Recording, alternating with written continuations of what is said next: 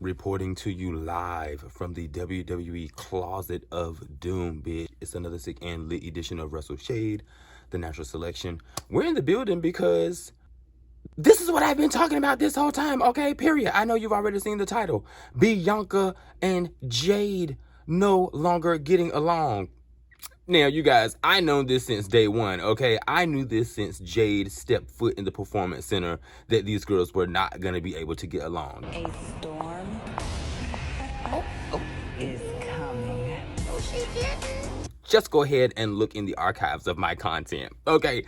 I brought this up several times, but now, as of 2 days ago, we have different WWE and wrestling news, sectors and articles coming out explaining and giving us tea on Bianca and Jade actually not getting along together backstage, bitch.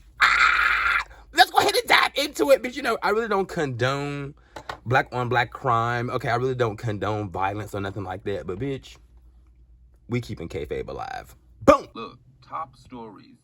Bianca Belair and Jade Cargill do not get along at all. Ringside news. Jade Cargill and Bianca Belair allegedly do not get along in real life. Stadium rant. Jade Cargill and Bianca Belair allegedly have heat with each other. And I've literally been saying this since the last Crown Jewel. Before the last Crown Jewel, I was actually rooting for these two. We needed this alliance. We needed the girls to survive together, bitch. We know how catty it can get behind the scenes, bitch. Okay, like I've said, this is what it's given.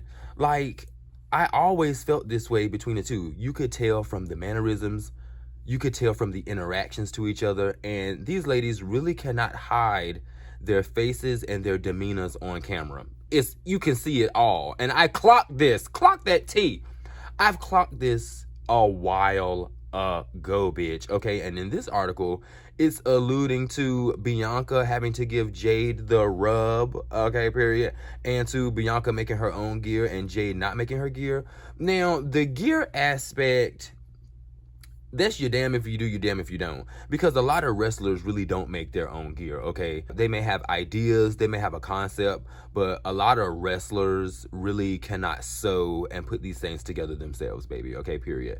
And Jade is probably just not one of those girls.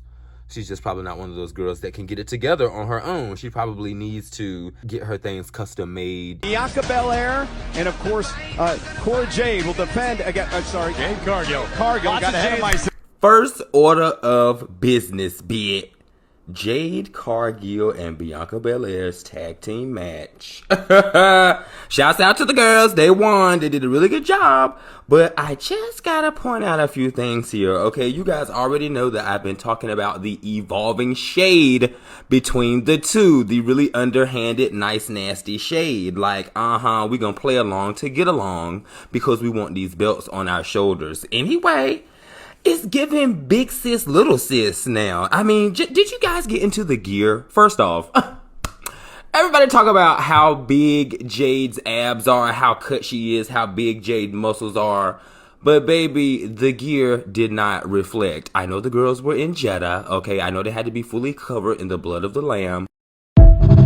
When it comes to Bianca giving her the rub, are they referring to, like, showing Jade the ropes? And showing her, like, this is what you do, this is what you don't do, this is the WWE way. I know that you already have experience, but that was over at AEW. Let me show you how to do the kip up, okay? Let me show you how to actually kick out of a pin.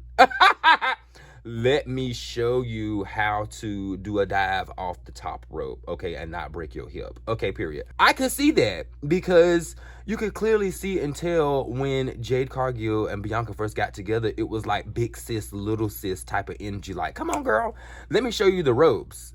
And now it's like, bitch, I'm tired of her. Boom, we're back with another article from Sportskeeda, okay, period. We have definitely just entered the chat. Why WWE superstars Bianca Belair and Jade Cargill allegedly don't get along in real life.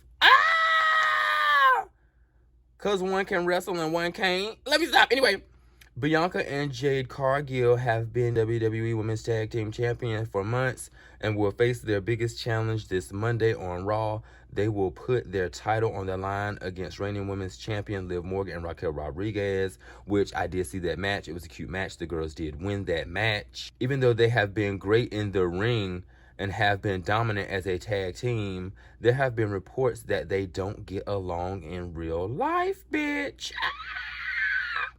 This is what former WWE announcer and commentator Jonathan Coachman said on the Coach and Bro show on Backstage Pass. He cited the fact that Bianca Belair has already carried Jade during their run as tag team champions and the main roster for that matter, and they don't have a camaraderie in real life. Do you guys think it's maybe little things that Jade probably did along the way to like add to like a build up, like, you know, messing up on stuff that she maybe shouldn't have messed up on, like maybe letting her nerves get the best of her? Maybe those were some things that continued to happen that maybe got on Bianca's nerves.